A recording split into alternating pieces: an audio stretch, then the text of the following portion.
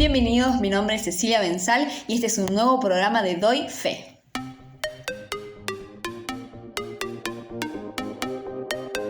Hoy, como podemos ver, no tenemos invitado, pero no se preocupen que la estrella sigue siendo la misma, Jesucristo.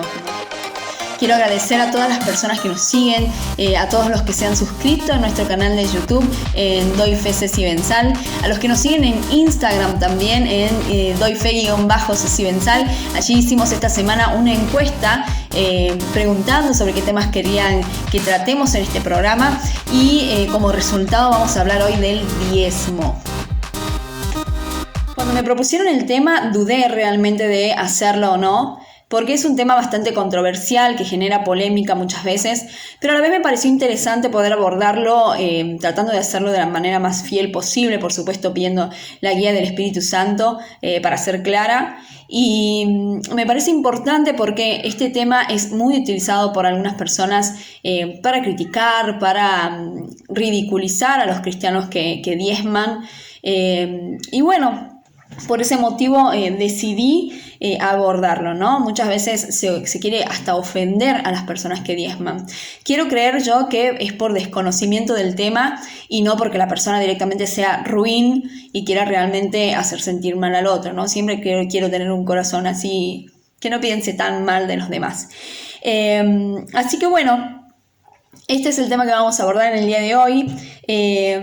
Cuando uno dice que es cristiano, lo primero que le surge a la gente decir es: ¿vos diezmás? ¿Es cierto que te piden la boleta de sueldo para saber cuánto cobras exactamente y sacarte el 10% exacto? Hola, mantenés al pastor.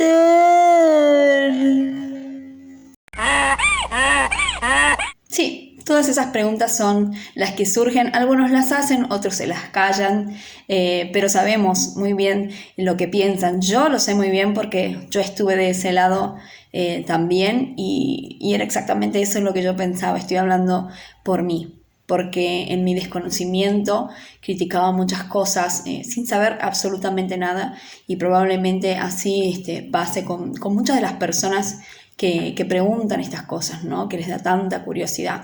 Y sí, mi respuesta es que sí, yo diezmo porque así lo quiero hacer, diezmo y ofrendo. Pero bueno, vamos a aclarar algunas cosas con respecto a esto para que podamos entenderlo más, de dónde viene el diezmo, ¿no? Normalmente se cree que viene de la ley de Moisés, pero ya Abraham, que hay un precedente, digamos, de un diezmo por parte de Abraham a Melquisedec. Esto lo podemos encontrar en Hebreos 7:2, lo pueden ver, donde dice que a Abraham le da el 10% o la 10ª parte de lo que había ganado a Melquisedec. Melquisedec, que es un nombre que significa en primer lugar rey de justicia, rey de paz. O sea que esto demuestra que se trata de una cultura histórica. No empezó con la ley de Moisés, sino que ya 570 años más o menos antes, porque en el 2100 más o menos estuvo Abraham antes de Cristo y Moisés recién en el 1520 y pico. En este caso son 570 años aproximadamente de diferencia entre un periodo y otro, perdón. Entonces ya se trataba de una cultura histórica. Luego sí, en la época de Moisés ya el pueblo de Israel se dividió en tribus. Se dividió en 12 tribus. Una de las tribus era la tribu de los levitas. Y en este caso, esta fue la única tribu que no recibió tierras. Ellos eran los sacerdotes. Dios los consagró para que ellos estén a cargo del tabernáculo y posteriormente del templo de Jerusalén.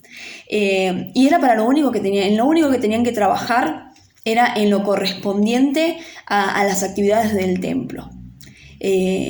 Por ejemplo, la alabanza, la adoración, las ofrendas, los sacrificios de ese momento, todo esto estaba a cargo de esta tribu. No tenían una herencia terrenal de este mundo, si bien tenían la herencia de Dios porque eran la comunicación de Dios con el mundo en ese momento, porque todavía no estaba Jesucristo. No es que las personas se podían acercar directamente a Dios como tenemos el privilegio ahora de hacerlo mediante Jesús. Entonces sí, este pueblo fue elegido por Dios para eso. y solamente en eso tenían que trabajar. Entonces ellos no tuvieron tierra de la cual trabajar y poder sacar su sustento, ya sea sembrando o con animales, etc. Y bueno, ellos, los levitas, tenían la obligación por ley de cobrar el 10%, o sea, el diezmo a las personas de todas las tribus, ¿no? A todo el pueblo de Israel. Y una parte de ese diezmo que ellos recolectaban como ofrenda, la tenían para su subsistencia. Se destinaba a toda la tribu de Leví. Bien, son los sacerdotes y sus familias, por supuesto, ¿no? Eran una tribu y cada uno tenía distintos roles en este caso, y todos se mantenían a través de esto por ley, en la ley de Moisés. El diezmo es bíblico, está en la Biblia, era una obligación diezmar y estaba pactado por la ley de Moisés, como dijimos anteriormente. Pero también, como dije al principio, con Jesús fue un antes y un después. ¿Sí? A partir de la venida de Jesucristo todo cambió. Jesucristo vino a cumplir la ley. En Mateo 5:17 Jesús dice: yo he venido a cumplir la ley. Y luego sigue diciendo: de cierto os digo, no perecerá la ley hasta que todas las cosas sean hechas. Y al final Jesús en la cruz, en su último suspiro, exhala ese último suspiro y sus palabras fueron: consumado es. Consumado es una palabra que viene del griego que significa cumplir, completar, terminar. Y se cumplía todo, ¿no? No solo el propósito que Jesús tenía en la tierra, que era su sacrificio para poder salvarnos, para poder reconciliarnos con Dios y que nosotros podamos acceder a la gracia de Dios, sino que también se cumplió todo lo que decía la Escritura sobre el Mesías. Además, su sacrificio marca el fin de la antigua forma de salvarse. La antigua forma de salvarse era cumpliendo la ley, era la forma que tenían las personas de acercarse a Dios, de llegar a Dios a través de la ley. Con Jesucristo, el único camino para llegar a Dios es Él mismo, es Jesucristo y la gracia de Dios que obtuvimos a través del sacrificio de Jesucristo. La ley fue consumada, como decíamos, en dos sentidos, en los dos sentidos de la palabra. Fue cumplida por Jesucristo, por una parte, porque Él cumplió la ley a rajatabla, nunca rompió la ley, a pesar de que los fariseos pretendían decir que Jesús rompía la ley todo el tiempo, pero nunca pudieron comprobarlo realmente porque Él no lo hizo, no falló a la ley, no vino a no cumplir la ley, ni a decir que estaba mal. Y por otro lado se cumplió o se consumó la ley en el sentido de terminar. En el sentido de terminar. La ley fue hasta aquí, hasta Juan. Y luego ya con Jesucristo tenemos un nuevo pacto. La ley de Moisés pertenece al antiguo pacto, al Antiguo Testamento. Nosotros ahora tenemos un nuevo pacto. Solamente a través de Jesucristo podemos alcanzar la salvación, no a través de la ley. Solamente por gracia nos podemos salvar, como siempre decimos y recalcamos la importancia de la gracia de Dios. Esto no quiere decir que la ley era mala o que no era de Dios. Todo lo que viene de Dios es perfecto. Los que no somos perfectos somos nosotros, y Dios nos demuestra a través de la ley que no podemos hacer nada sin Él. No pudimos cumplir la ley, fuimos ineficaces nosotros tratando de cumplir la ley por nuestro propio esfuerzo. Solamente a través de Dios, a través del Espíritu Santo, es que podemos cumplir la ley. La ley hoy por hoy, si bien no es una obligación que viene de afuera, como cualquier otra ley, nosotros la seguimos implementando. Pero no porque alguien nos obligue a hacerlo o un papel nos obligue a hacerlo, porque está legalizado así de tal manera, sino que nosotros cumplimos la ley por el Espíritu Santo. El Espíritu Santo que nos cambia, nos transforma el corazón. Dios, a través de la ley, lo único que quería era demostrarnos que sin Él no podemos hacer nada. Él nos puso la ley para demostrarnos que por nuestro propio esfuerzo no podemos alcanzar las cosas, no podemos ser perfectos, no podemos ser santos. Y si bien aún así nosotros seguimos hasta el día de hoy, por supuesto, cometiendo seguramente muchos errores en nuestra vida, el Espíritu está ahí marcando, ¿no? Como diciéndonos lo que está bien y lo que no. Entonces, sí, seguimos cumpliendo la ley, pero no por nuestro esfuerzo, sino por la guía del Espíritu Santo. Jesús, como decíamos, terminó con la ley. Entonces, y a partir del nuevo pacto que tenemos a través de Jesús, ¿qué pasó? En el Nuevo Testamento nunca más se habla del diezmo como una imposición. Nunca más se habla del diezmo como doctrina, como una obligación o como una norma. No se habla nunca más acerca de esto. ¿Esto quiere decir que no tenemos que diezmar? Y en realidad lo que dice el Nuevo Testamento es que ahora no tenemos un límite para dar. Ya no tenemos un 10%, un tanto por ciento que tenemos obligación de dar. Tenemos la obligación sí de dar, porque la ofrenda sí es una doctrina de los apóstoles, es doctrina de la Iglesia de Jesucristo, ofrendar. Ya no tenemos la obligación de diezmar exactamente un monto. Quizás vos querés dar no el 10%, sino el 15% o el 20% de tu sueldo o de lo que ganes. Si bien ya no se lo toma como una doctrina al hecho de diezmar, como una obligación que tenemos que tener, tampoco lo prohíbe. Y ya queda en decisión de cada uno lo que esté en nuestro corazón, si queremos hacerlo o si no queremos hacerlo. Yo particularmente lo veo como una sana costumbre, como una buena costumbre, dar. A veces, por supuesto, doy más del 10% cuando lo puedo hacer, pero esto, como decía anteriormente, ya depende de cada uno de nosotros. No es una imposición que tiene que venir desde fuera. Dios nos deja escoger libremente cuánto queremos ofrendar. El diezmo ya no es doctrina, como decíamos, no es un mandato, pero la ofrenda sí, como dije anteriormente. Y esto sí lo debemos cumplir y es importante hacerlo. Es importante hacerlo porque a través de las ofrendas puede crecer la obra, se mantiene la estructura edilicia, por ejemplo, de una congregación, de una iglesia. Se puede ayudar también a la gente más necesitada. Normalmente hay una creencia de aquellos que no son cristianos de que el diezmo solamente se utiliza para enriquecer a los pastores. Y no es así. En la mayoría de los casos los pastores tienen sus trabajos aparte, tienen sus ingresos por fuera de la iglesia. Pero hay otras congregaciones que sí destinan una parte del diezmo para dar como un sueldo para los pastores. Y la verdad que el trabajo de los pastores no es simplemente pararse un día a la semana, leer un par de versículos y a la casa. Es mucho más complejo.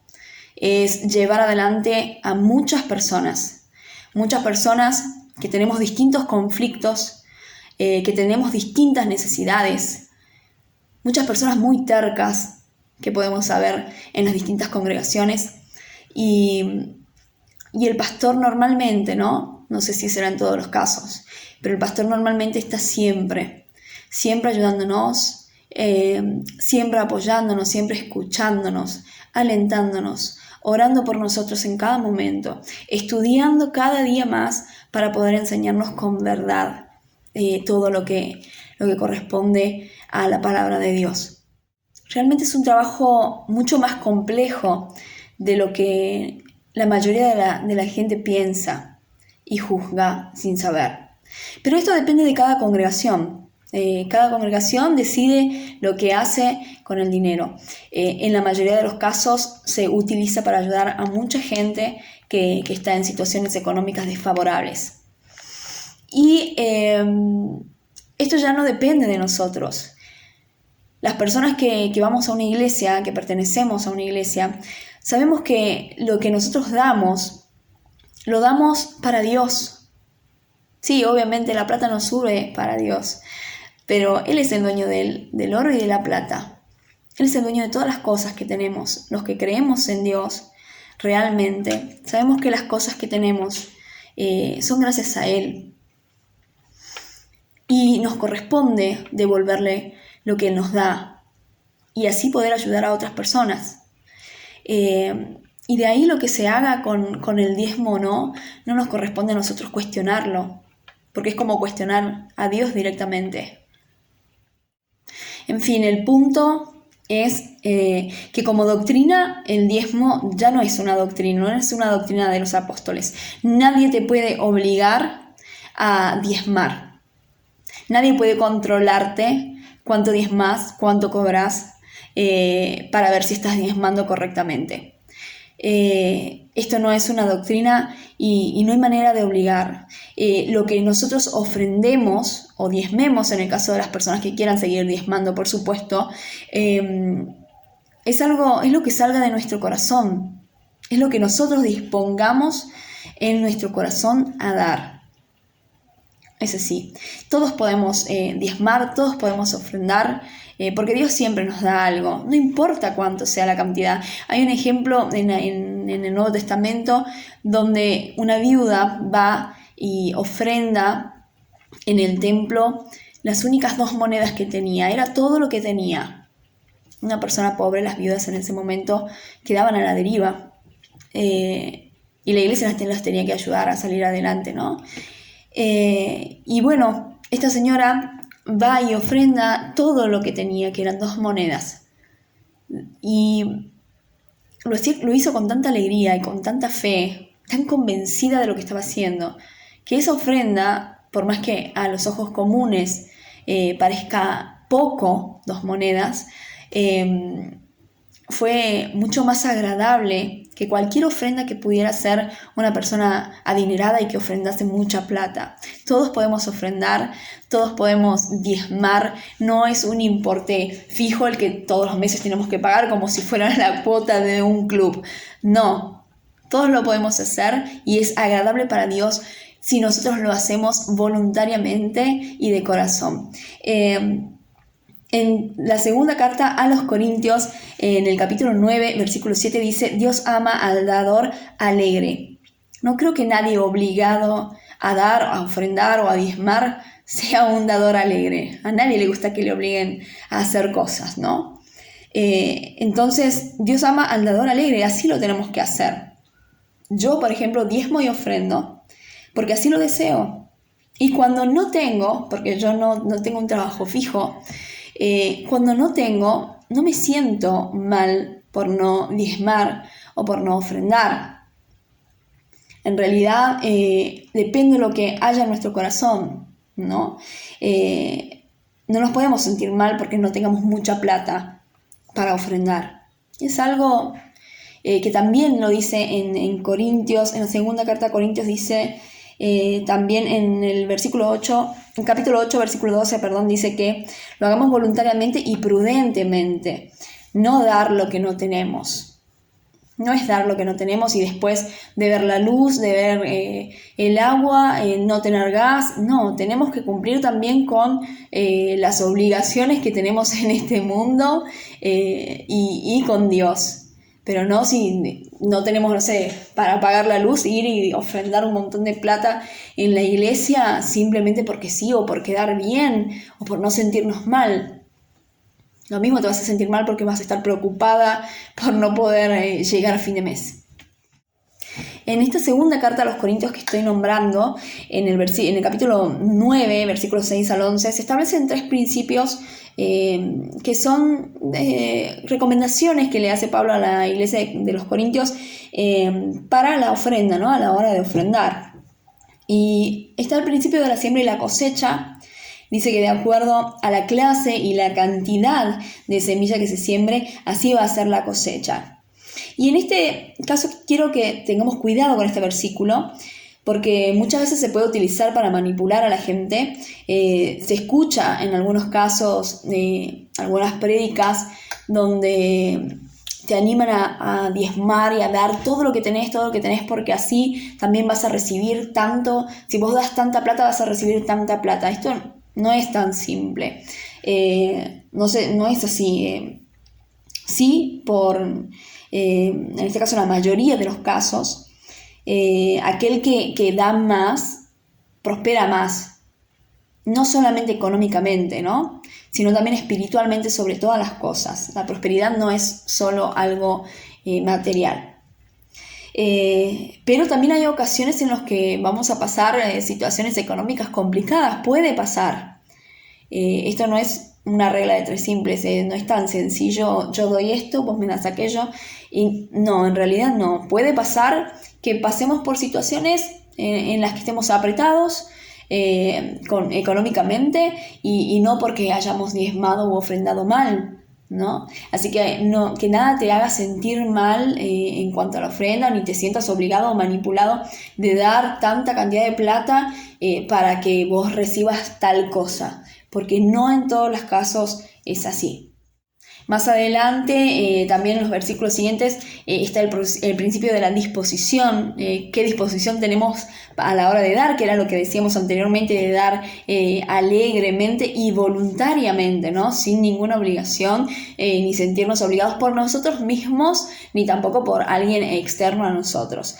Y el principio de la constancia, esto es, que haya una permanencia en el cumplimiento de los mandatos de Dios para demostrar la fidelidad a Él, ¿no? No cuando cobremos más, bueno, ahora sí voy a diezmar porque voy a estar más holgada, o voy a ofrendar, así que voy a estar más holgadita y voy a poder dar tranquila y no estar preocupada, no.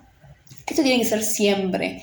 Tenemos que ser constantes en la ofrenda, en el diezmo, los que lo hagan, porque tenemos que tener la fe, la confianza de que vamos a llegar bien, no vamos a tener ningún problema para llegar a fin de mes. Tenemos que tener fe en Dios y en que Él es nuestro proveedor y es el dueño de todas las cosas. Así que bueno, con esto voy terminando este tema del diezmo. Espero haber sido clara. Principalmente lo que quiero que quede claro es que los cristianos sabemos perfectamente lo que es el diezmo, no nos dejamos manipular porque estudiamos la Biblia. Quizás en otros cleros no se acostumbre leer tanto la Biblia como lo hacemos nosotros. Nosotros leemos y estudiamos, normalmente hacemos cursos, y si vas a querer refutarle a alguien la idea del diezmo, yo creo que te tenés que preparar para poder defenderlo o para poder refutarlo, porque es un tema muy importante para muchas personas. Como decía al principio, es algo que se usa negativamente, como si los demás tuvieran derecho de opinar sobre en qué uno gasta la plata, ¿no? Y la verdad que no tienen derecho ni a opinar los demás, así como tampoco tiene derecho nadie a obligarte a dar algo que vos no querés. El diezmo no es una doctrina de los apóstoles, pertenece a la ley de Moisés, es una dispensación distinta a la de nosotros, es una buena costumbre de acuerdo a lo que yo creo, porque Dios no quiere que seamos avaros, no quiere que seamos mezquinos, quiere que podamos compartir con los demás lo que tenemos. Entonces, bueno, ya queda en cada uno de nosotros si lo vamos a hacer o no, pero no te sientas obligado ni te sientas mal por no poder hacerlo o por no querer hacerlo. Sí, ten en claro que la ofrenda es muy importante, sí es doctrina de los apóstoles, esto sí lo tenemos que hacer, y es muy importante porque es lo que permite a las iglesias cristianas seguir adelante. Nosotros no estamos subvencionados por el gobierno ni por ningún otro tipo de institución. Es la única forma de salir adelante. Y ahora quiero compartir con ustedes un pequeño video de un pastor que es Dante Gebel. Seguramente la mayoría lo conoce. Es importante para mí él porque cuando yo era católica, ya estando de novia con mi esposo, y mi esposo es cristiano, si bien no se congregaba en esa época, salíamos de vacaciones y nos íbamos en auto a otras provincias, desde acá, desde Tucumán, íbamos en auto, no sé, a Mar del Plata, a Buenos Aires, íbamos a Córdoba, bueno, hacia distintos lugares. Y mi pastor, que es el hermano de mi esposo, él nos sabía llenar un pendrive que teníamos para escuchar música durante todo el camino, que era bastante largo, y me acuerdo que nos ponía música de Beto Sánchez, de Proclamación, y bueno, íbamos escuchando, y ya cuando nos cansábamos de escuchar, pasábamos a rock nacional, y así, bueno, por todos los tipos de música y los estilos, y también nos ponía prédicas de Dante Gebel. Y a mí la verdad que yo creo que él fue quien escuchar estas prédicas fue lo que me dio curiosidad de aprender otras cosas. Y me acercó a Dios, sin conocer yo nada, ¿no? Nunca había ido a una iglesia cristiana, nada, pero escuchar estas prédicas y él tiene una forma de hablar tan natural, tan simple, tan graciosa, porque pasábamos en una misma prédica de reírnos a carcajadas a llorar a los 2 minutos desconsoladamente por lo que decía. Así que bueno, es importante para mí él. Y él está en Estados Unidos predicando en el River Arena y va muchísima gente, es impresionante. Me encanta a mí ver toda la cantidad de gente que lo va a escuchar, que va a escuchar la palabra de Dios. Y es una persona muy criticada porque supuestamente, bueno, se enriquece con la plata de los demás, ¿no? Es lo que popularmente se cree de los pastores. Y bueno, pero él no es así en realidad. Él es un empresario, ha escrito libros, tiene programas de radio, de televisión. Y bueno, quiero compartir con ustedes una pequeña entrevista que le hicieron a él, donde él habla sobre esto, sobre cómo la gente un poco lo juzga. Y bueno, quiero terminar con este tema, que espero haber sido clara. En el caso de que no, voy a recibir por supuesto sus críticas, sus comentarios, preguntas, todo para crecimiento, claro, ¿no? Así que bueno, les agradezco a todos, gracias a todos los que hacen posible este programa, a la Misión Cristiana de Alderetes, que este año está cumpliendo 23 años, este mes, ya dentro de pocos días vamos a estar festejando los 23 años de la misión. Gracias por seguirnos, gracias por estar ahí todos los viernes. Si no estás suscrito todavía, suscríbete a nuestro canal de YouTube, Doy Fe Ceci Benzal, seguinos en Instagram en Doy Fe_Ceci Benzal, para recibir todas las novedades que tenemos. Por ahí también pego una cantada. Estoy recién empezando en algunas cosas, pero bueno, si te querés reír quizás podés ver estos videitos también. Y bueno, suscríbanse, compartan esta información, no se olviden de compartir, que esto es de bendición para muchas otras personas, también para personas que tienen estos prejuicios, por ejemplo con el diezmo. Me parece que es algo importante de compartir para que haya más unidad entre todos, ¿sí? Porque no somos bichos raros los cristianos, ni bichos raros los católicos, ni los de otras religiones. Tenemos que ser más unidos entre nosotros y tener más tolerancia a pesar de las diferencias. Bueno, muchas gracias. Recuerden que la gente no lee la Biblia, el mundo no lee la Biblia, lee cristianos, así que nosotros, vos, yo, somos la luz para este mundo. Gracias y nos vemos la semana que viene. En mi caso yo no vivo de la iglesia, gracias a Dios. Nunca he vivido de los diezmos, jamás he tocado un diezmo en mi vida. Yo nunca en mi vida toqué un diezmo en mi vida, principalmente porque en Estados Unidos las iglesias tienen inspecciones constantes del gobierno. Somos non-profit, o sea, somos una fundación, y como fundación tenemos lo que se llama Hacienda, DGI, acá se llama IRS. El IRS metido todo el tiempo mirando número por número. Entonces, no es que acá puedo decir, me llevo los diezmos y las ofrendas, voy preso. Entonces, pero la gente no sabe esto, cree que, sí, cuánta platita que van a juntar. Y no, yo vivo, gracias a Dios, de todo lo que he podido emprender por providencia divina. Entonces no necesito, vivo de los programas de televisión, vivo de los libros, de un montón de cosas, contratos que me llegan, que ni siquiera pido y me llegan. No hay que esperar tener un barco para dar a los pobres, hay que dar cuando uno todavía no tiene nada. Y de esto yo puedo dar cátedra. te guste o no te guste, les gusta a quien le guste, nosotros hemos sembrado por años cuando no teníamos nada. Cuando mirábamos la casa así decíamos, a ver, ¿qué podemos empeñar?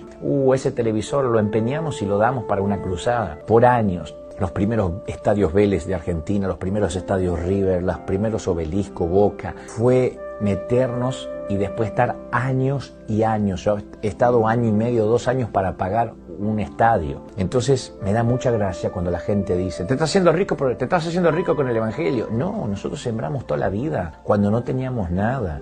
Y ahora Dios nos bendice mucho. Me llueven contratos, me viene todo lo que Dios dice que va a hacer cuando uno cree en Él. Los más pequeños no se enferman de odio ni de envidia porque a mí me regalaron hipotéticamente un barco. No, esos no son los más pequeños, esos son los fariseos, esos son los que llevaron a Jesús a la cruz, ¿no? Y me doy cuenta de la ignorancia, del raquitismo espiritual que hay, de la poca gente que conoce la Biblia, los que se llenan la boca diciendo, Jesús no contestaba, Jesús se quedó callado, no tienen la menor idea.